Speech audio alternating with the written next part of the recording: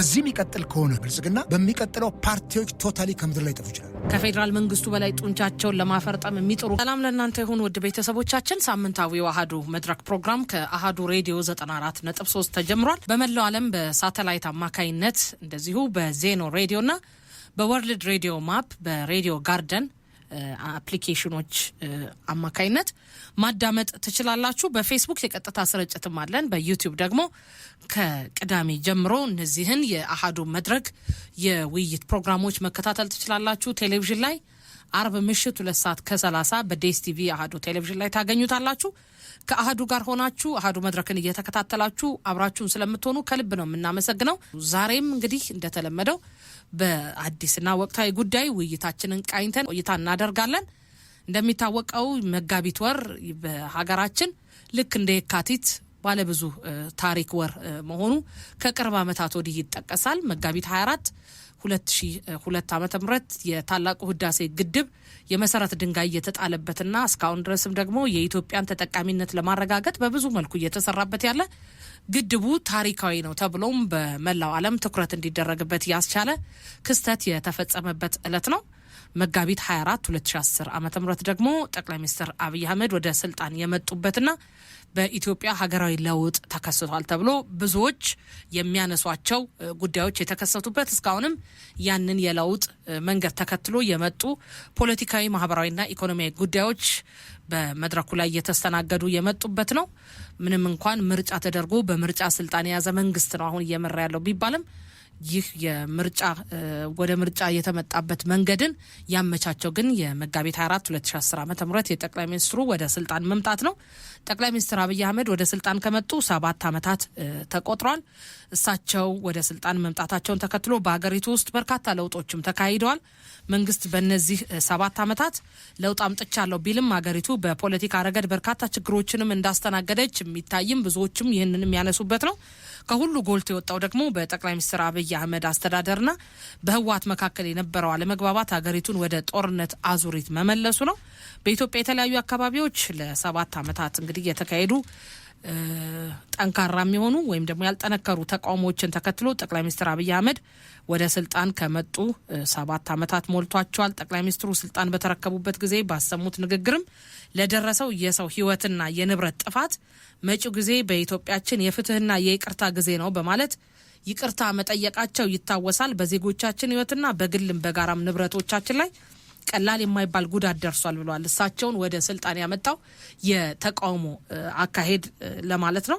ይህንን ሁላችንም ማስቀረት እንችልና ይገባንም ነበር። በተለያየ ጊዜ መስዋዕትነት ለከፈሉ የመብት ተከራካሪዎችና ፖለቲከኞች፣ በቅጡ ሳይቦርቁ ህይወታቸው ለተቀጠፈ ለውጥ ፈላጊ ወጣቶች፣ ለስነ ልቦናዊና አካላዊ ቀውስ ለተዳረጉ ቤተሰቦችና ግለሰቦች ከልብ የመነጨ ይቅርታ ጠይቃለሁ ብለው ነው የዛሬ 7 ዓመት በምክር ቤት ንግግር ያደረጉት።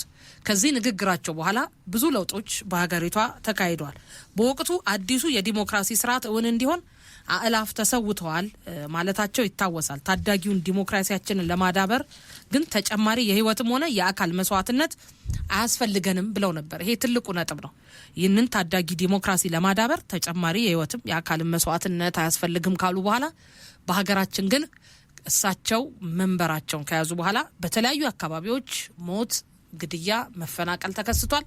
ትልቅ ጦርነትም ተካሂዷል። አሁንም በኦሮሚያም በአማራም ክልል የሰላም እጦት፣ ግጭት፣ ታጣቂ ኃይሎች እንደፈለጉ የሚፈነጩበት ስርዓት አልበኝነትም ገንግኖ የወጣበት ሁኔታ እየታየ ነው። ስለዚህ ያኔ የገቡት ዲሞክራሲን ለማዳበር ተጨማሪ የህይወትም ሆነ የአካል መስዋዕትነት አያስፈልግም ያሉት ቃል ታጥፎ ዛሬ እያየነው ነው ያለ ነው። ባለፉት 7 ዓመታት የጠቅላይ ሚኒስትርነት በትረ ስልጣን ጨብጠው ኢትዮጵያን የመሯት ጠቅላይ ሚኒስትር አብይ አህመድ እንደ ድጋፍ ሁሉ ሰፋፊ ተቃውሞም ገጥሟቸው ያውቃል። በትግራይ በኦሮሚያና በአማራ ክልሎች በስፋት በእርስ በርስ ግጭቶች ተቀስቅሰው 100 ሺዎች በህይወት መስዋዕትነት ከፍለዋል። ሚሊዮን ዜጎች ተፈናቅለዋል። በቢሊዮን ዶላር የሚተመን ንብረት ወድሟል። በዛቸው በአመራር ዘመን እንደሆነም ብዙ ፖለቲከኞች ይህንን እየሞገቱ ሀሳባቸውን ሲሰነዝሩ ይሰማል።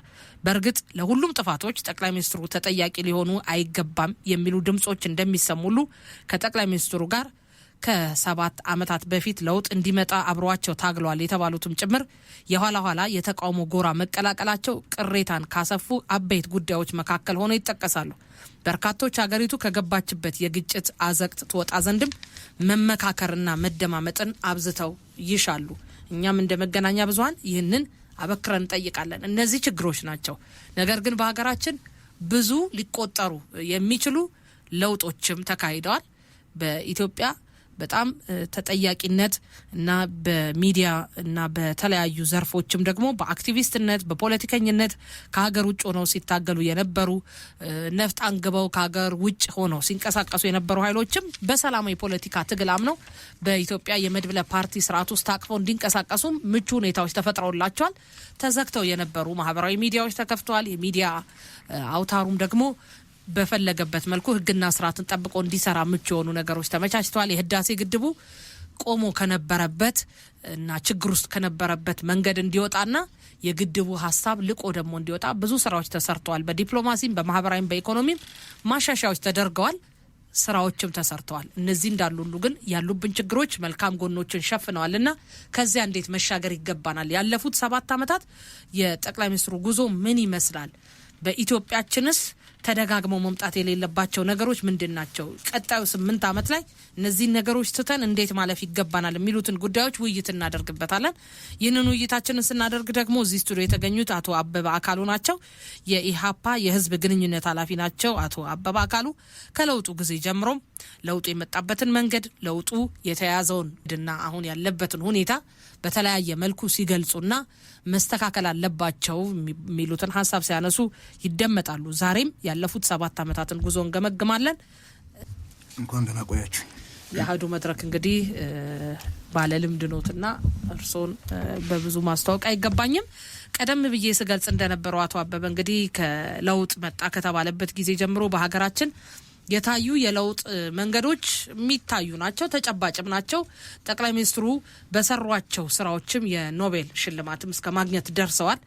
ኢትዮጵያም ደግሞ ስሟ ከፍ ብሎ እንዲነሳም የተለያዩ ችግሮችም ይነሱባት በነበረበት ዘርፍ ላይም ስሟ እንዲፋቅ የተደረገባቸው ነገሮች ነበሩ።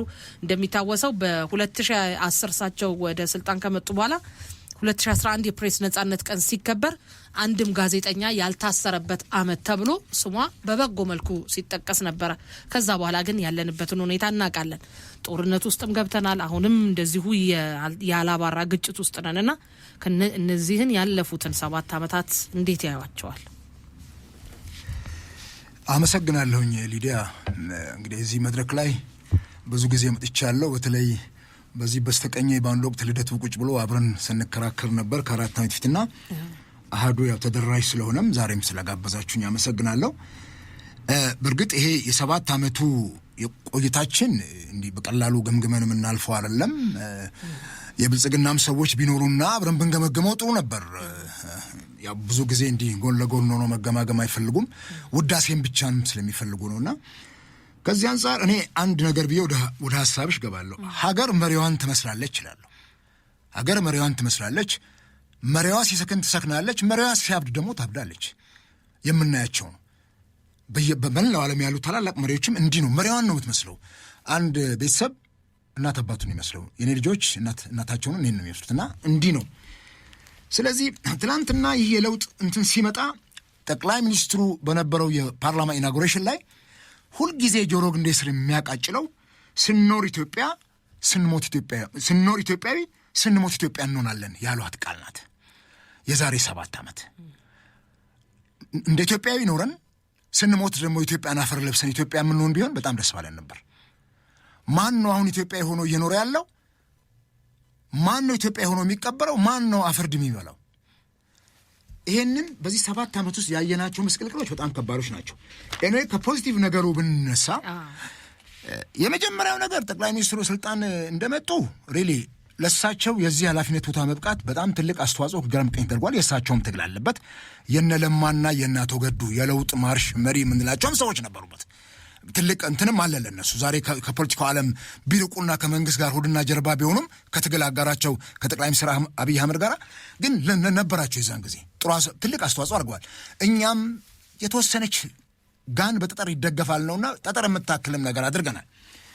ሲመጣ ይሄ ለውጥ ሪሊ በጣም በጣም የኢትዮጵያ ሕዝብ ተቃዋሚዎችን እንዲያውም አይናችሁ ላፈር ብለውን ነበር። እኛ አብይ ይምራን አንፈልጋችሁም እስከሚሉን ደርሰዋል። ትዝ ይለኛል።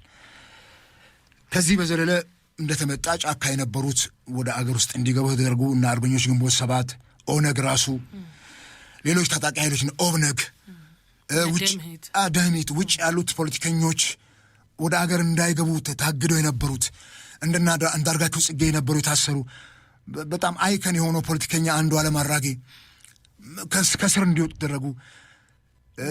እነ እስክንድር ነጋ ያልተጨበጨበለት ደግሞ ናትናኤል መኮንን የሚባል አለ። አሁንም ከኔ ጋር ነው ያለው።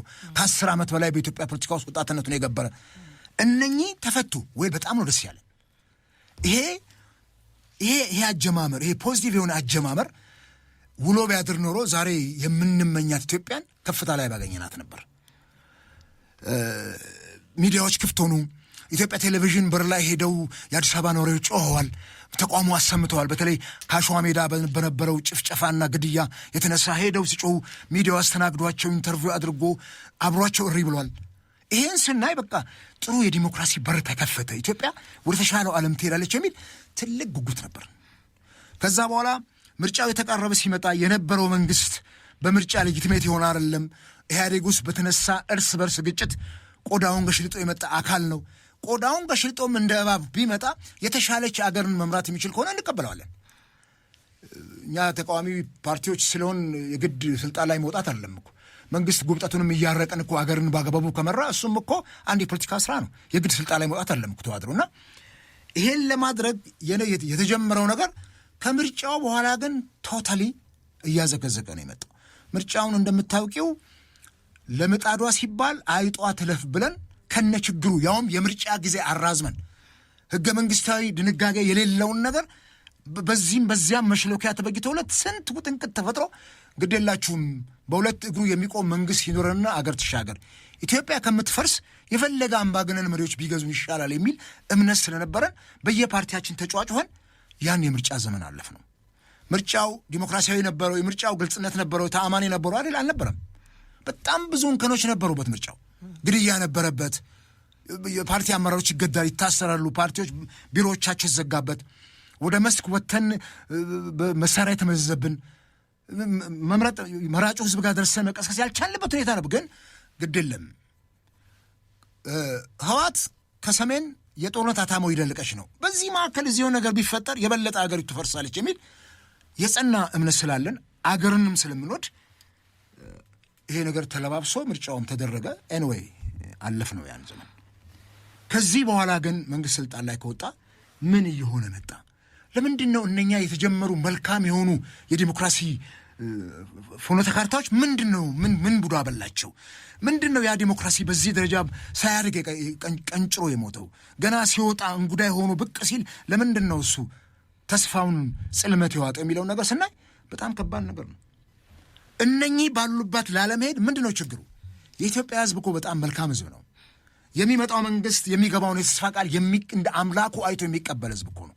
የሚመራው አቶ እኮ ነው ኢትዮጵያ ህዝብ እንጂ እንደ ኢትዮጵያ ህዝብ ጨዋ ህዝብ አለ እንዴ? ችግሩን ብሶቱን በውስጡ እኮ አምቆ ይዞ የሚገዛ ህዝብ ነው። ይሄን ህዝብ እንዴት ነው በመታመን የማንመራው? ከዚህ በኋላ ነው እነኛ በሰላማዊ ትግል ወደ ሀገር ውስጥ እንዲገቡ የተደረጉ መልካም ጅማሬ ነበሩ። በተለይ ጠቅላይ ሚኒስትር አብይ ወደ ስልጣን ከመጡ በኋላ ከኤርትራ ጋር የነበረው እርቅ ከ20 ዓመት በፊት ያጣናቸውን እኮ ጓደኞቻችንን አገኘናቸው። ኤርትራውያን እኮ እዚህ ኢትዮጵያውያንን ወክለው የሄዱበትን ንብረታቸውን እኮ መጥተው አገኙት። ተላቀሰ እኮ ምድሩ ሁሉ። ኢሳያስ አፈወርቂ እኮ ኢትዮጵያ ውስጥ ገብተው እኮ አየን እኮ ሁለቱ መሪዎች ቡና የመጠጣት ያታክል ከአስመራ ሳባ ቤተ መንግስት እስከ 4 ኪሎ ሚኒክ ቤተ መንግስት ድረስ እነኚህን ነገሮች አይተን ተደሰትን እኮ። ሁሉ የተቋረጠው ከኤርትራ ጋር የነበረው ነገር ሁሉ ጥሩ ነገር ላይ ጀመረ። አመሰገናቸው ጠቅላይ ሚኒስትሩ። ግን ውሎ አላደረም። ሁሉም ነገር ወደ ነበረበት ከነበረበትም ብሶ ተመለሰ። በጣም የሚያሳዝነው እሱ ነው። ለምንድን ነው ግን እሱን ነው የምንመጣበት። እንግዲህ ከዲፕሎማሲያችን አንጻር ስንቃኘው ዲፕሎማሲያችን በጥበብ መመራት አለበት። በሆይታ አይደለም፣ ስር በያዘ በውል ስምምነት። ከኤርትራ ጋር የገባነው ውል ስምምነት ምንድን ነው ቢባል የሁለቱ መሪዎች ግንኙነት በስተቀር ይሄን ያክል በጽሁፍ ሰፍሮ እኛም ቅድመ ሁኔታዎችን አስቀምጠን እነሱም ቅድመ ሁኔታዎችን አስቀምጠው ሰጥቶ በመቀበል መርህ ላይ በጣም በርካታ ምክንያቱም ከራሳችን ላይ የተገነጠለች ሀገር ናት። ወደብም አደብም ህዋት አሳጥታናለች። ይሄንንም መልሶ ለማምጣትና ዛሬ የወደብ ጥያቄው እንዲህ ገንግኖ የወጣበትን ጉዳይ ጠቅላይ ሚኒስትር አብይ ከኢሳያስ አፈወርቂ ጋር የጀመሩት ሰላማዊ የሆነ ፍቅር ቢቀጥል ኖሮና ሰጥቶ በመቀበል መርህ የተመራ ቢሆን በዲፕሎማሲ ስርዓት የተመራ ቢሆን በውል በአግባቡ ውል ገብተን ያደረግነው ቢሆን ኖሮ ምናልባት ዛሬ ላይ ችግሩ እንዲህ በአንድ ጊዜ የዚህ ሆይታ ፍቅር ሆኖ እንዲህ ከስሞ አናየውም ነበር። መቀጠል ነበረበት። ችግሩን እየቀረፈ እሱን እያደረግነው ብንሄድ ኖሮ ዛሬ ከጎረቤት ሀገር ጋር ያለንንም ችግር የወደብም ችግር እየፈታን እንሄድ ነበር። ይሄ ግን አልሆነም። በአገባቡ አልተጨበጠም። ለኢትዮጵያም ሕዝብ ግልጽ አልነበረም። ሁለቱ መሪዎች ሲገናኙ ደስ ይለናል። አሁን ሲለያዩ ደግሞ ምን እንደለያያቸውም አናውቅም። ምክንያታቸው ምን እንደሆነ ግልጽ አልነበረም። ይሄን አይነት ዲፕሎማሲ ደግሞ ሌሎች ሀገሮችም ጋር ነው እንደዚሁ ነው። ሀገሮችም ጋር ቢው በግጭት እንደገና ተመልሰው ወደ ጫካ የገቡ አካላትም ጋር ቢው ያለን እንትን ይሄ ሆኖ ነው የተቸገርነው። ለምንድን ነው የወረት ፍቅር የሚሆነው? የወረት ፍቅር እየሆነ ነው የተቸገርነው።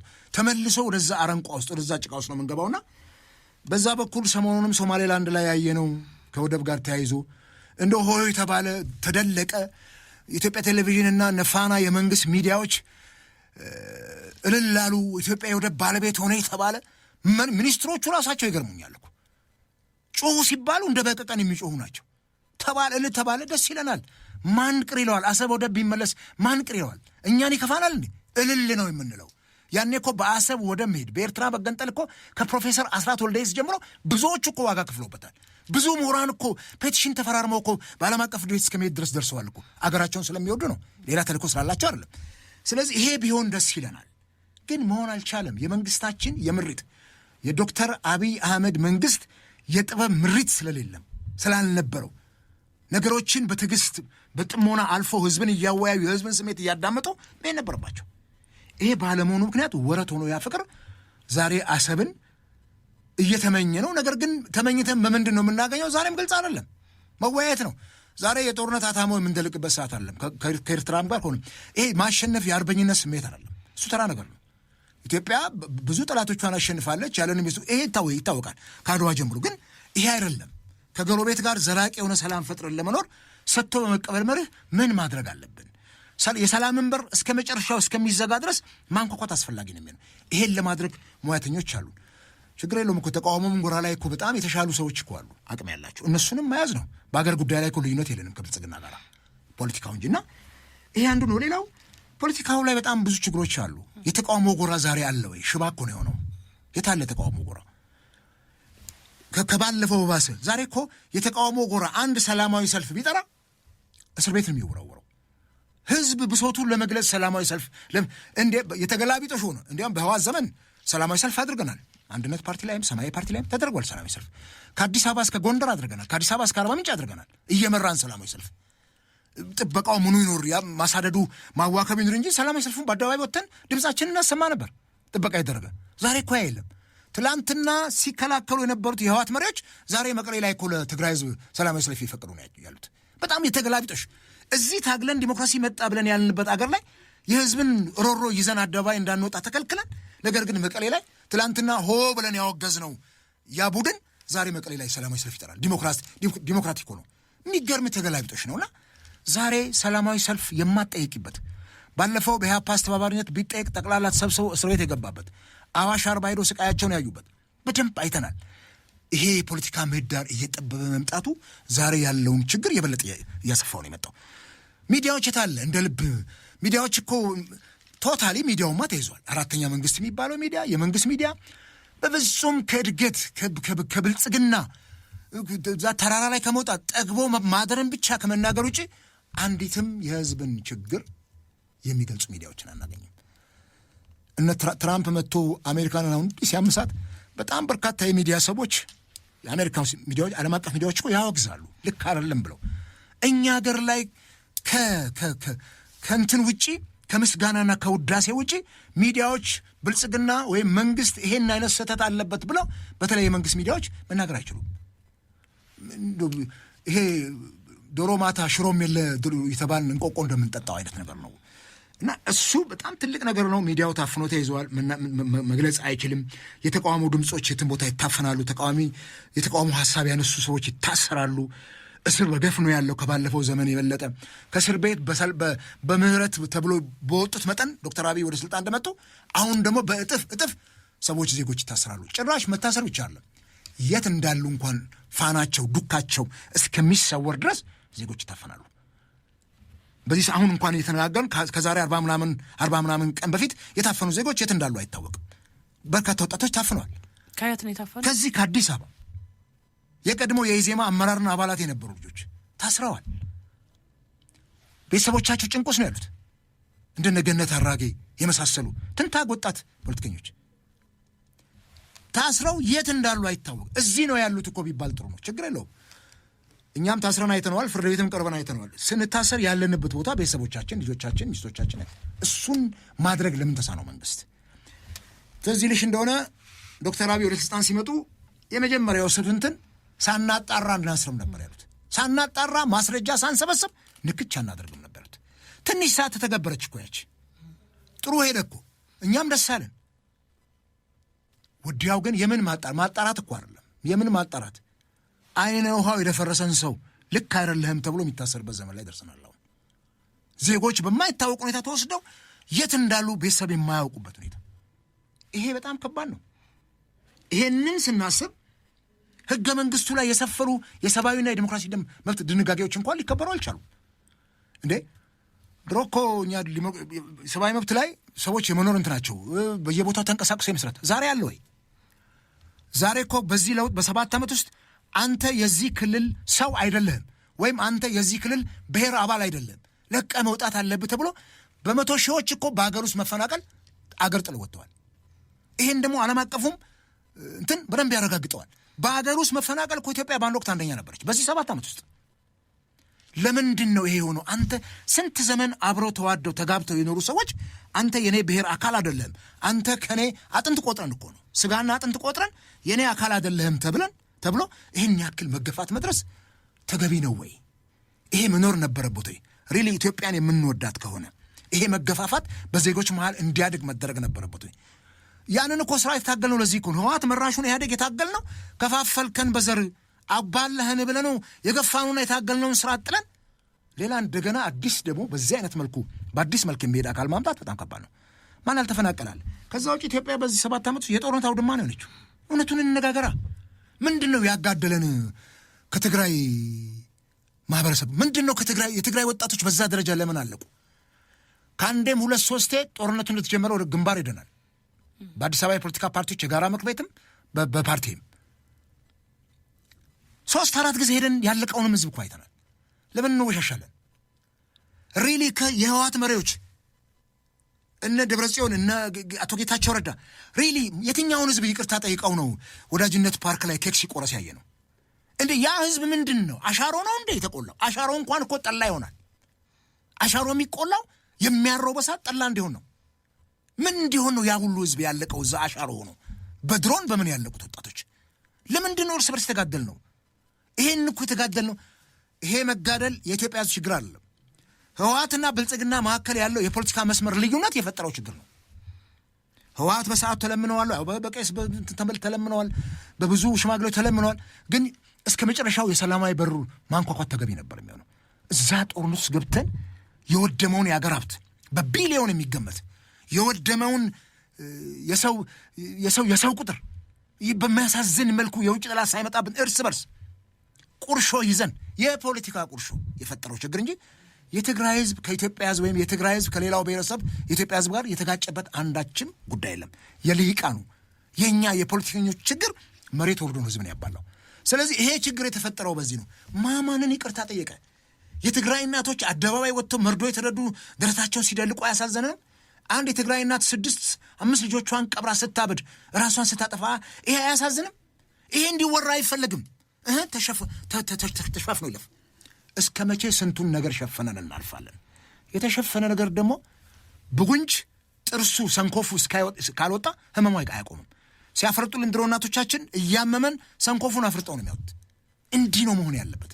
ይሄን አድርገን ይቅር ስንባባል ህዝቡ ይቅር ሲል መሪዎቻችንም ይቅርታ ሲጠይቁ ይሄ ሲሆን ነውና በ7 ዓመት ውስጥ በጣም በርካታ ነገሮች አሁን ደግሞ አማራ ክልል ላይ ያለው ጦርነት ኦሮሚያ ክልል ላይ ያለው ችግሩ አይነገርም እኮ ችግሩን በኮሪደር ልማት ለመሸፈን ይሞከራል ችግሩን የመንግስት ባለስልጣኖች በብዙ አጀብ ሄደው እዛ ከተማ ውስጥ በሚያደርጉት ስብሰባ ሰላማዊ እንደሆነ ይነገራል መሬት ላይ ያለው ችግር ይሄ ነው ወይ ዛሬ ከአዲስ አበባ ደብረ ማርቆስ ለመሄድ እና አሊ ዶሮ የመሳሰሉ የጦስ እንትን ያለባቸው ቦታዎች ላይ ስንት ህዝብ ነው የሚታፈነው እዚያ አፍንጫችን ስሱልታ ስንት ታምር ነው ያየነው በዚህ በሰሞኑ እንኳን እነዚህ ችግሮች ለምንድን ነው ተነግረው ተነቅሰው የማዙት እነኝን እየደበቅን እስከ መቼ ነው የምንሄደው እስከ መቼ ይሄ ጎፍላ ውሻ አለ ሲሉት ይሞታል ይባላል ጸጉራም የሆነ ውሻ ውስጡ እየከሳ ነው የሚሄደው እየከሳ ጸጉሩ ግን ይሸፍነዋል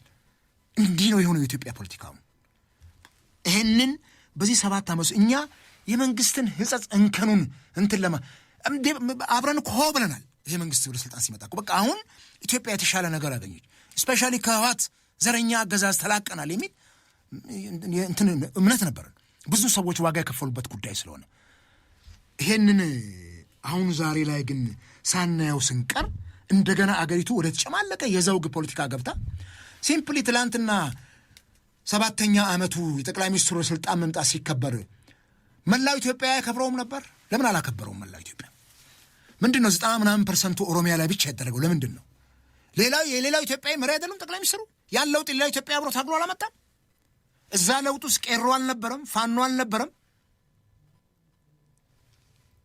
እነ እጀቱ አልነበሩም እነ ዘርማ አልነበሩም የጉራጌዎቹ ወጣቶች የሁሉም ትግል ነው ያመጣው በውስጥ የለውጥ ኃይል ተብለው ዶክተር አብይ ገዱ ለማ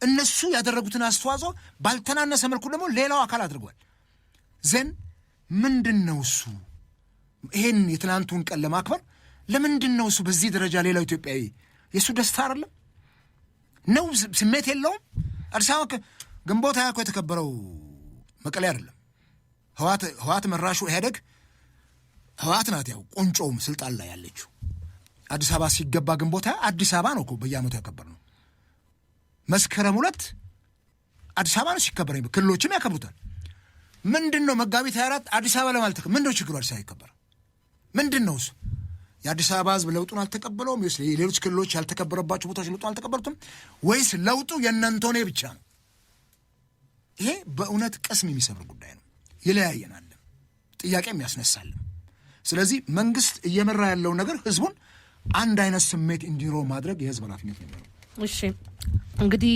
ያሉትን ችግሮችም እስካሁን ደግሞ የታዩ መልካም ጎኖችንም አንስተዋል አቶ አበበና እኔ ትልቁ ጥያቄ ጠቅላይ ሚኒስትሩ መተው ይሄንን ቦታ ሲይዙት እሳቸው ሰው እንጂ የተቀየረው ስርዓታዊ ለውጥ ወይም የሲስተም ለውጥ የሚባለው ነገር አልታየም ብዙዎች ይሄንን ሲያነሱት ደግሞ አይሰማም እሳቸው የተረከቡት አጠቃላይ እሳቸው ከውስጥ ሆነው ይሄ ለውጥ እንዲመጣ ሲታገሉት ከነበረው ድርጅት ወይም ኢህአዴግ ከሚባለው ነው ባልተቀየረ ህገ መንግስት ባልተቀየረ የፖለቲካ አስተሳሰብ ባልተቀየረ አጠቃላይ ሀገራዊ ድባብና ስርዓታዊ ወይም የተቀናጀ ስርዓት ከዛ ውስጥ ወጥተው የመጡ መሪ እንደመሆናቸው መጠን ሙሉ ለሙሉ ጥያቄውን ወይም ተጠያቂነቱን እሳቸው ላይ ብቻ ማድረግ ይቻላል ወይ ምክንያቱም ኢትዮጵያ ውስጥ የሲስተም ወይም የስርዓት ለውጥ እየተደረገ አይደለም የሰዎች መለዋወጥ ነው እየታየ ያለው የሚለው ነገር በተጨባጭ እየታየ ስለሆነ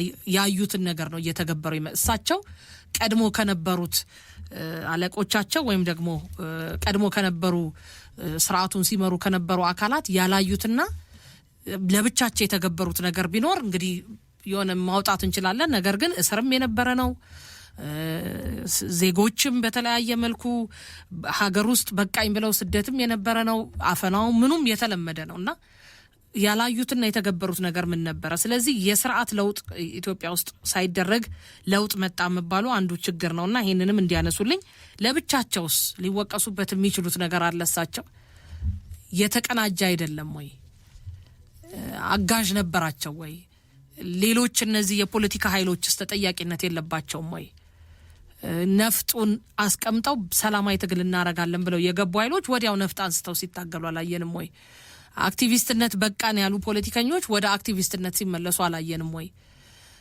ለኔ ካልተመቸኝ በቃ እንደፈለገች ትሁን የሚል ሀገሪቷን የማለት ነገር እየተፈጠረ አልመጣም ወይ?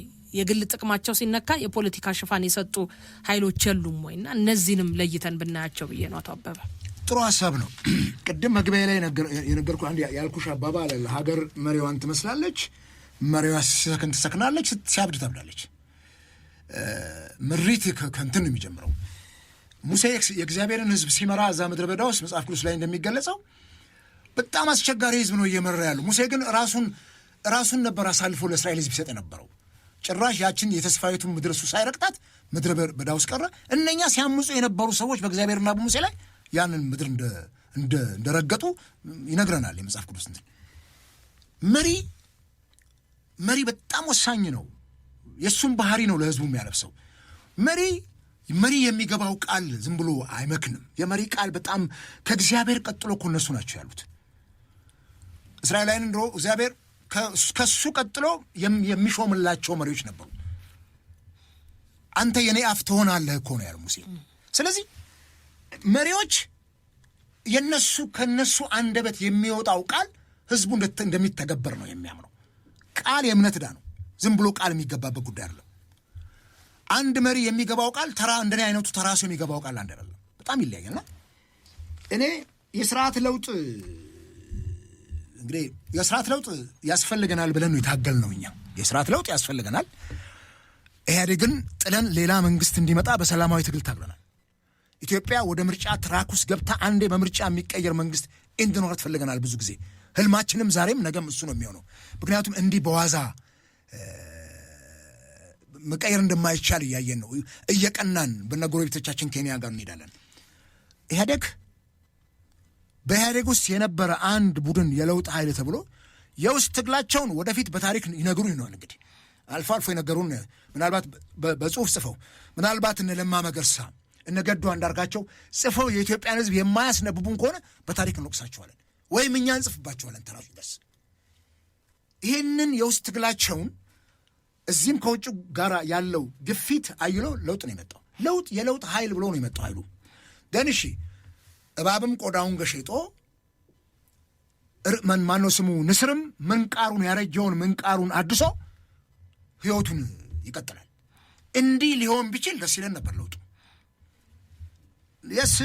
ዛሬ ላይ ያሉት መሪዎቻችን ከኢህአዴግ የወጡ ናቸው፣ ምንም ጥርጥር የለው። በኢህአዴግ ቤት ተኮትኩተው ጡጦ ጠብተው ያደጉ ናቸው። እኛ ግን ብሰው ተወልዷቸዋል እዛው ውስጥ ብለን ነው የምናምነው። ከዛ በኋላ ወደዚህ ከተመጣ በኋላ ግን ምንድን ነው የሲስተም ለውጥ አልታየም። የመጣንበት ያለው አካሄድ የኢህአዴግ አይነት ሆኖ ስም ነው የተቀየረው። ኢህአዴግን በብልጽግና ቀየር ነው። ብልጽግና የሚለው ራሱ የፓርቲው አወቃቀር የመጣበት መንገድ የራሱ ህጋዊነት ተጠያቂነት አለበት። ወደፊት እሱንም በደንብ ይገለጻል።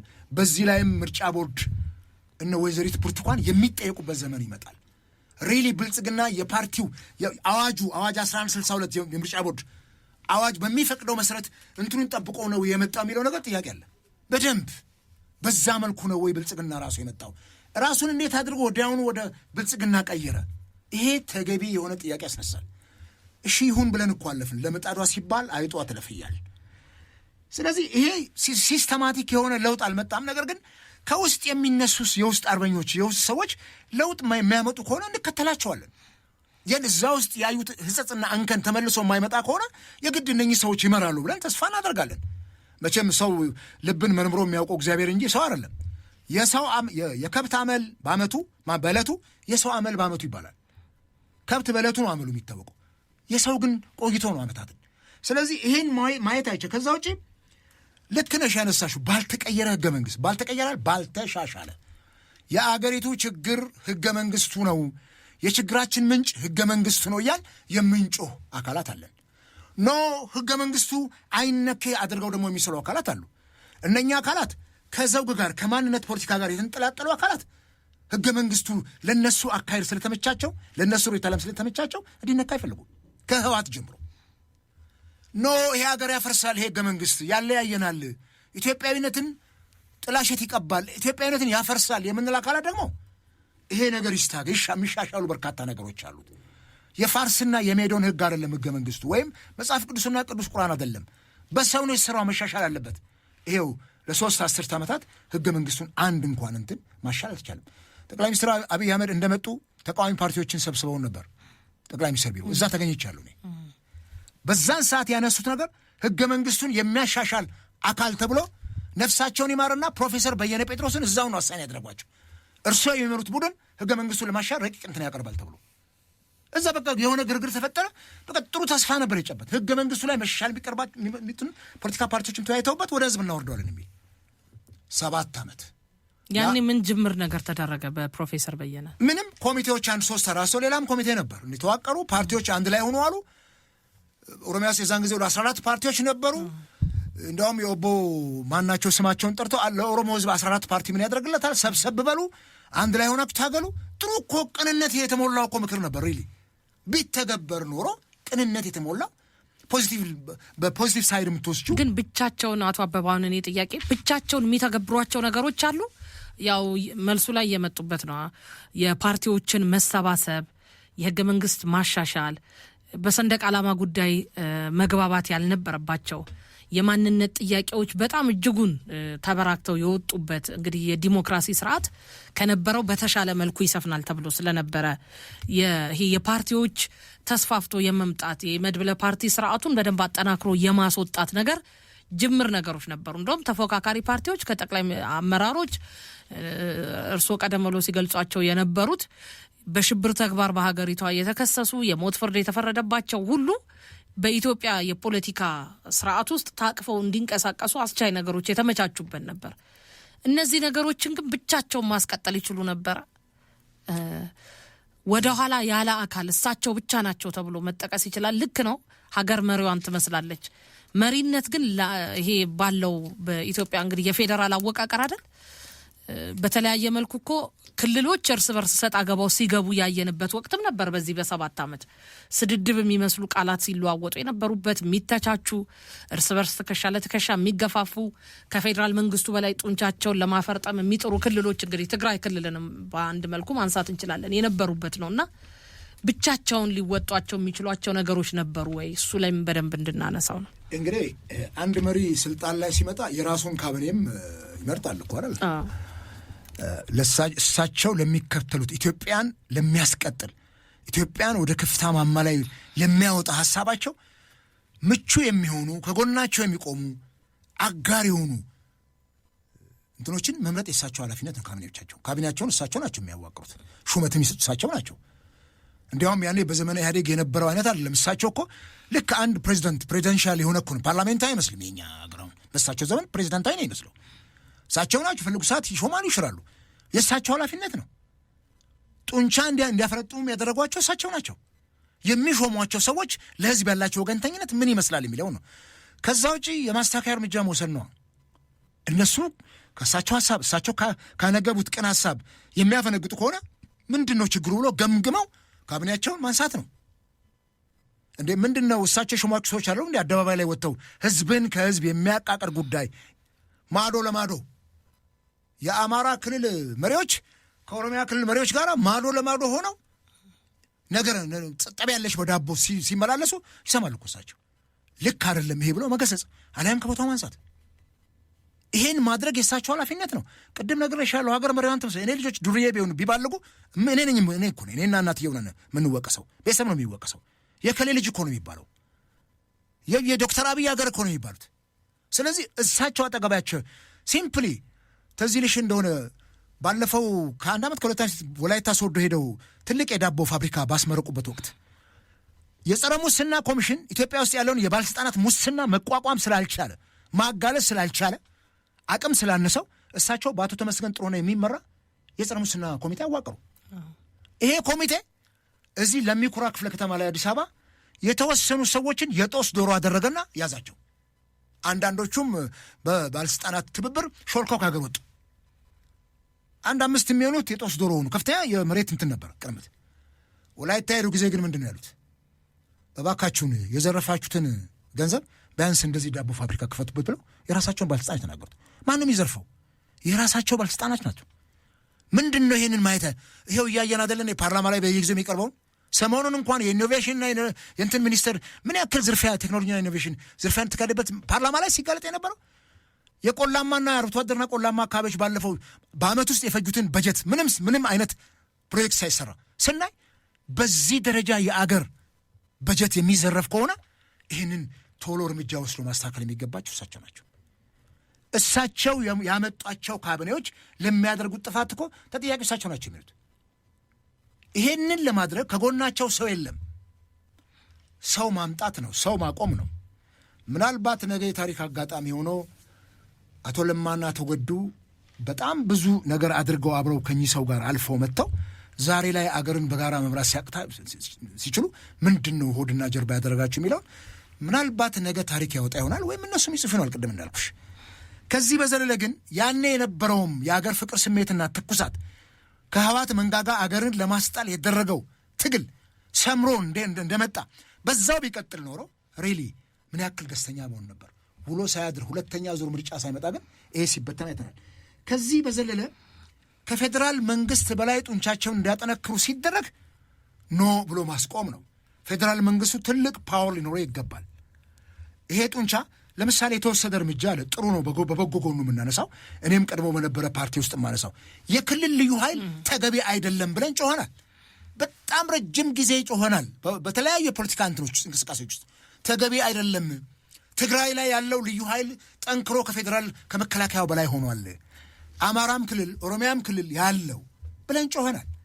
ቴንኪዩ ጠቅላይ ሚኒስትሩ ስልጣን ከመጡ በኋላ ይሄን ጉዳይ መፍረስ እንዳለበት አመኑ። ተጀመረ ማፍረሱ። ሲስተማቲክ መሆን ነበረበት ማፍረሱ።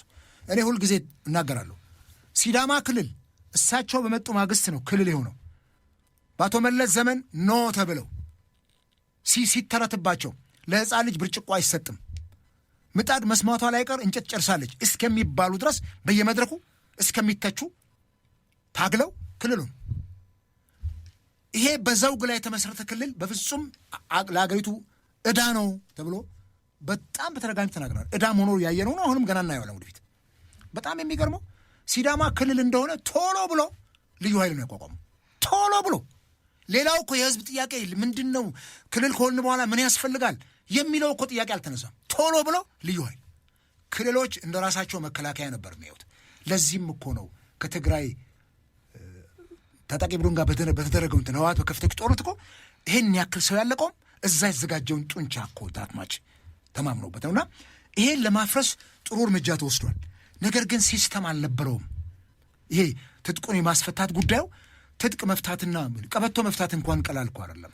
ወንድ ልጅ ቀበቶን ይፈታው ሽንት ቤት ነው ወይም ሲተኛ ነው። ከዛ ውጭ ግን ትጥቅ እንዴት ነው የሚፈታው? የታጠቀው ኃይል ስነ ልቦና ምን ይመስላል? ይሄንን በደንብ አጥንቶ ምንድነው ትጥቁን ብናስፈታው የሚገጥመው ችግር አለ ወይ የሚለው ተጠንቶ በጣም በተጠና መልኩ በአንድ ጊዜም ማስፈታት አይቻልም። 2 3 4 ዓመት ሊፈጅ ይችላል።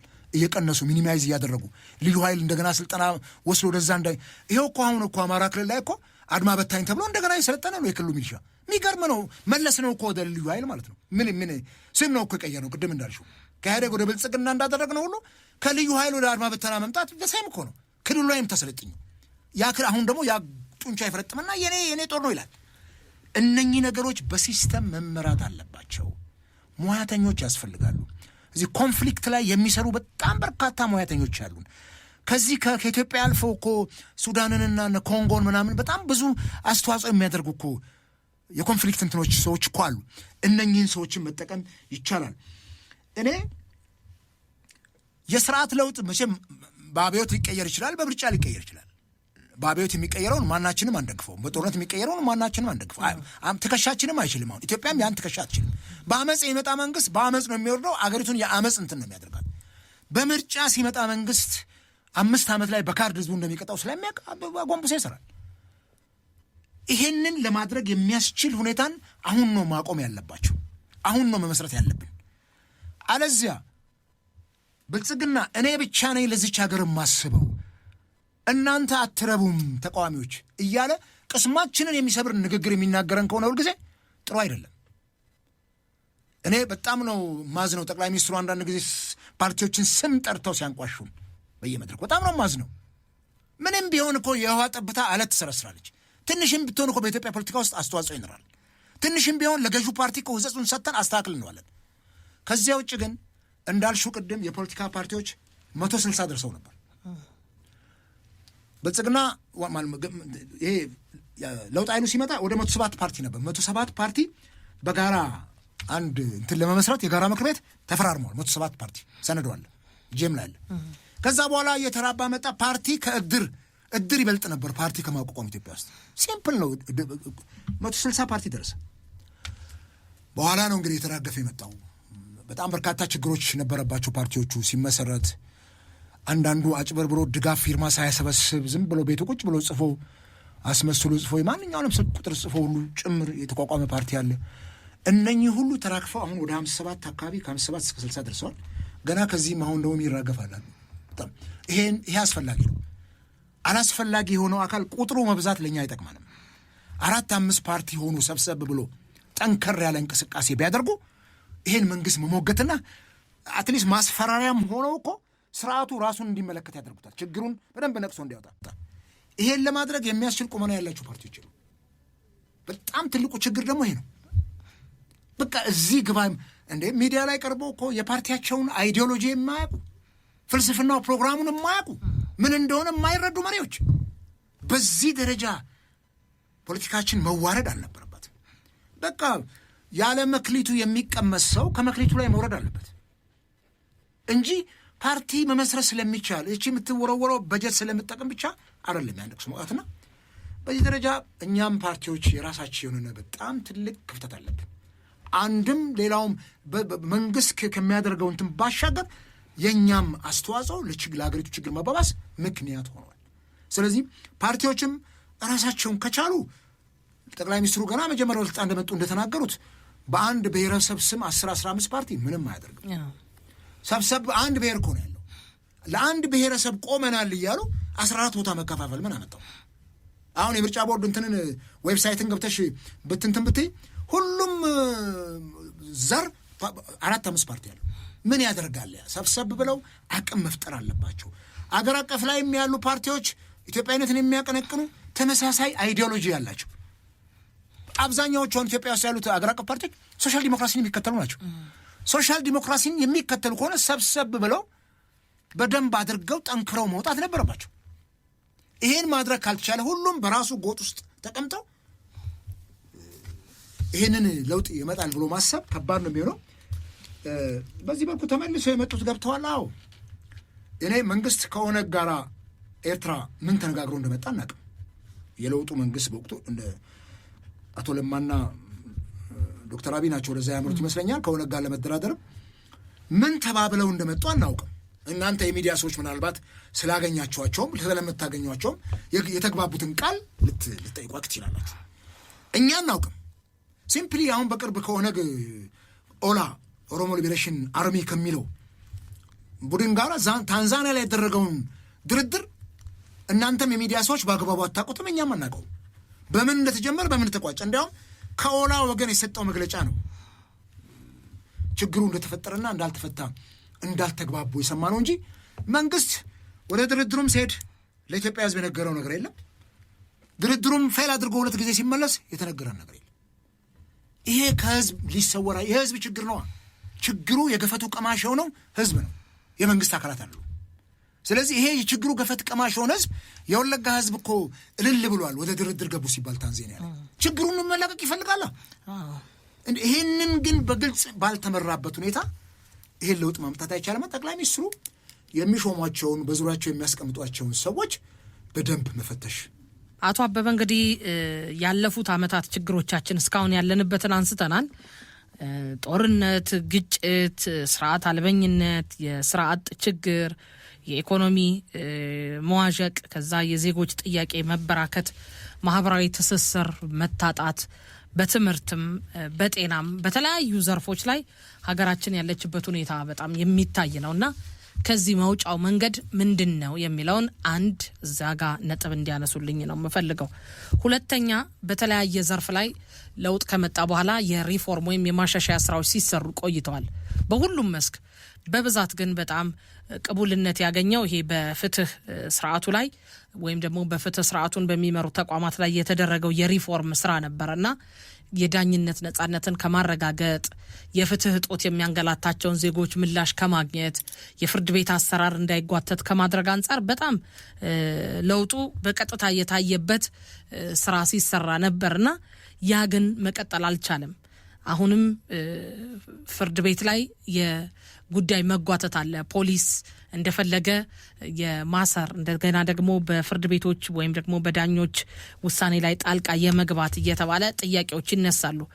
የብልሹ አሰራርና ሙስና፣ የመልካም አስተዳደር ችግር የማህበረሰብ ቅሬታ ምንጭ እየሆነ ነውና ይህንን አስቀርቶ የህግ የበላይነትን ከማረጋገጥ አንጻር ምን ይጠበቃል? ብዙዎቹ የሀገራችን ችግሮች ከህግ የበላይነት አለመከበር ጋር ተያይዞ የሚመጡ ከመሆናቸው አንጻር በተለያየ ዘርፍ ቀድሜ እንዳነሳዎቸውም ደግሞ ለውጦቹን በምን መልኩ ነው ማየት ያለብንና ለቀጣይ ምርጫ መዘጋጀት ያለብን በቀጣይ ዓመት በ8ኛ ዓመት የለውጥ መንግስት መጥቷል ብለን ልናነሳ የምንችላቸውን ችግሮች ከወዲሁ ማረቅ እንዲገባንስ ማን ላይ የቤት ስራው ይበዛል የሚለውንም ማንሳት። እነዚህ የተፎካካሪ የፖለቲካ ፓርቲዎች ላይ የሚነሱ የመሰባሰብ አንድ መሆን ግዴታም ላይሆን ይችላል። ነገር ግን ጠንካራ ሀሳብ ይዞ ከመምጣት አንጻር ተገዳዳሪ ከመሆን የሚፈራ ሀሳብ ይዞ መምጣት ሁልጊዜ መንግስትን በአንድ ነገር ብቻ የሚያብጠለጥሉ የፖለቲካ ኃይሎች ናቸው እያየን ያለ ነው። ብቻ የኔ አካል ወይም የኔ ወገን ብቻ ይነካ የሚል ሀገራዊ ችግሮችን አጉልቶ የማያነሱ የፖለቲካ ስብስቦች በዝተዋል። እነሱም ጠንካራ ሆነው ሲወጡ አላየንም። አደርባይ ይሆናሉ። መንግስትን የሚታረምበትን መንገድ ከመጠቆም ይልቅ ለስልጣን የሚደረግ ሽኩቻው ላይ ትኩረት ያደርጋሉና ከዚህ መውጫውስ እንዴት ይሆን የሚለውን እንዲያነሱልኝ ነው እንደ ማጠቃለያ ሀሳብ ነው። አቶ አበበ አመሰግናለሁ። ልጅ በጣም ጥሩ እንትኖች ናቸው ያነሳችሁት። ግን ሰፊ ነው ሀሳቡ። ግን አሳጥረን እንትን እንለዋለን። ሪሊ እንግዲህ ብዙ የሀገራችንን ችግር ብዙ ጊዜ እናወራለን። ይሄን ስንል ያደጉ ሀገሮችም ችግር የለባቸው ማለት አይደለም። እና አሜሪካም የሚገጥማቸው ችግር አለ፣ በጣም በርካታ የፖለቲካ ችግር፣ የኢኮኖሚ ችግር። ትላንትና አንድ ከተማ ላይ አሜሪካን ሀገር ያለውን የጎዳና ተዳዳሪ ብዛት ሳየው ነበር ሶሻል ሚዲያ ላይ እና እዛም አለ እንዲህ አይነት ችግርና አደጉ የሚባሉ ሀገሮችም ምናልባት ችግር የማይኖረው ሰማይ ላይ ነው፣ መንግስት ሰማያት ሊሆን ይችላል። እና ይሄንን ስናስብ ምንድን ነው መውጫ መንገዱ ከዚህ ችግር? የመጀመሪያው ነገር ብልጽግና ወይም ብልጽግና የሚመራው መንግስት በሩን ችግር ለመስማት ብሶት ለመስማት ክፍት ማድረግ አለበት። ጆሮውን ክፍት ማድረግ አለበት። መወያየት አለበት። ቅድም አንዳንድ አድማጮችም አንስተውታል። ሚዲያው ላይ ልማት ብቻ፣ ሀብት ብቻ፣ ጥጋብ ብቻ የሚወራበት ሆነ። ችግሮች የሉብንም ወይ?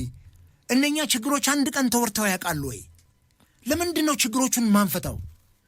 ችግር እየጨመረ ሲመጣ መንግስት ላይ ነው አደጋ ይመጣው።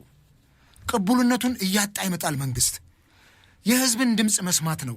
እኔ አሁን ከመግባቢት ያንቺ ጋር አሌክስ አብርሃም የፌስቡክ ገጹ ላይ እንዲያሰፍራት ነገር በጣም ስሜቴን ወስዷለች። ህዝብ እንዲጮህበት የፈቀደ መንግስት ይላል። ህዝብ እንዲጮህበት የፈቀደ መንግስት ጩኸቱን የሚሰማው ህዝብ አያገኝም።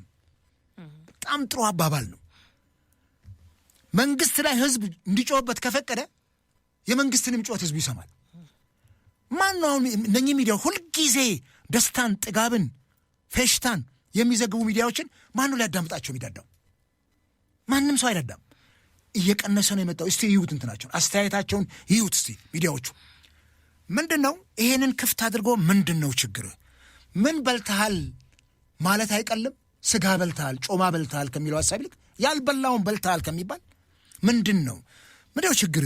ብሶት ጥያቄ ምንድን ነው የሚለው ነገር በሚገባ መሰራት አለበት። ከዛ ውጭ ሪፎርም የሚባለው ነገር ቅድም አንድ አድማጫችን ተናግሯል። ለሪፖርት ብቻ ሆነ ብዙ ነገር ለሪፖርት ሆነ። ከ97 የቤቶች ኮንዶሚኒየም ጉዳይ ጋር በተያያዘ ለክብርት ከንቲባዋን ጥያቄ ባነሳ እሳቸውም ገሰጹኝ በማይሆን ቃል፣ አንዳንዶቹም ጮሁብኝ። የ97 በኋላ ላይ ወጣን እኮ በኋላ እንባ ጠባቂ ተቋም እኮ ፓርላማ ከወሰደው ጉዳዩን እጣ ወጥቶላቸው ያልተሰጣቸው ሰዎች አሉ። አልዋሸንም እኛ። እኔ ማስረጃ ይዤ ነው የገባሁት። እንዲህ ነው ያልኩት እሳቸውን። ምናልባት ከታች የመጣላቸው ሪፖርት ለክብርት ከንቲባ የውሸት ሪፖርት ነው። ወርደው ያጣሩ። ወርዶ ሲጣራ ማት ነገር ነው የታየው። ወርደው ያጣሩ። ጠቅላይ ሚኒስትሩም ከክልል ከምን የሚመጣውን ሪፖርት አይደለም እና ያለን እኮ የሚመጣው ሪፖርት በአቶ መለስ ዘመንም እንዲህ አይነት ሪፖርቶች ይመጡ ነበር እና እነኚህ መንግስትን አይጠቅሙትም፣ ከህዝብ ጋር ጭራሽ ያቃቅሩታል እና እነኚህን ድምፆች መስማት ተገቢ ነው። ቅድም ያነሳሽው በተለይ ከዚህ ከዳኝነት ጋር ተያይዞ ፍርድ ቤቶች ሪላቲቭሊ አሁንም እነሱ ይሻላሉ ይገምታሉ። እኔ አሁን በቅድም አንደኛ ሰው ታስሮብን እሱን ለማስፈታት ጠቅላይ ፍርድ ቤት ነበር። 1-2-3 ጊዜ ተመላልሰናል። ሪሊ ይሄ አሁን በዘመናዊ ቴክኖሎጂም ተጠቅሞ ዳኝነትን መስጠት ጠቅላይ ፍርድ ቤት የመጡ እንትኖችን ህዝብን ከቦታ ቦታ ያን ያክል ገንዘብ አውቶ ከመመላለስ የሚያድኑ ናቸው። አጠናክሮ መቀጠል ነው እነኚህን ጉዳዮችና በተለይ ከወንጀል ጋር ከፍትሐ ብሔር ጋር የተያዙ እንትኖችን ቶሎ ቶሎ እየፈተሹ ረጅም ዓመት እየተጎቱ መጥተው አንዳንዴ ያልተፈረደባቸውን እስር ታስረው ሲፈረድባቸው ግን እስሩ የማይካከሰው ነገር እናገኛለን። አንዳንዱ ደግሞ ምንም ጭብጥ ሳይኖረው ለዘመናት ታስረው እናገኛለን። ይሄንን እንትን ለማለት የተሻለ ነው ይፍጠቋም። አሁን ግን ይሄም ስል ብዙ ይጠበቅበታል። ክፍተቶች ሊኖሩ ይችላሉ። አሁንም በጣም ጥንቃቄ ይፈልጋል። ፍርድ ቤቶች ትልቅ ከእግዚአብሔር ቀጥሎ ትልቅ ፍርድ የሚሰጡበት ቦታ ስለሆነ ይሄን ጥንቃቄ ያስፈልጋል። ከዛ ውጪ ፖሊስ አንዳንድ ጊዜ ዝም ብሎ የሚያስርም አካል አለ። ተነስተህ ግባ ምን እንኳን እንደተባለ አይጠየቅም። አንዳንድ ጊዜ ከ4 ወር በፊት አንድ ቦታ ላይ እሑድ ቀን እኔም ቆንጠር አድርገው እንዲያውም አንዱ በካራቴ ሊመታ የነበር ፖሊስ ወስደው አሰሩኝ። ለ40 ደቂቃ የታሰርኩት እስር አይደለም እሱ። በኋላ ላይ ነው ምንድን ነው ያደረግኩት? ምንም ተጨባጭ ነገር አልነበራቸውም። እንዴት እንትሆነ በቃ ሶሪ በጣም ሂድ ብለህ ምንም አላልኩም። እኔ አንድ ሰው ለማሰር ባያንስ ባይጣራ እንኳን ማስረጃ ባይኖር እንኳን መረጃ የተወሰነ መረጃ መኖር አለበት እና ይሄ ሳናጣራና ስርም መረጃ ሳንሰበስብ እሱ በቃ የጊዜው ወረት ሆኖ አልፏል። የፖለቲካ ፓርቲዎች አንዱም የሀገሪቱ ችግር እነሱ ናቸው። በራሳችንም ላይ ነው እኔም ፊት ለፊት አንድም እኛ ነን። ቅድም ያልሻቸው ነገሮች አሉ።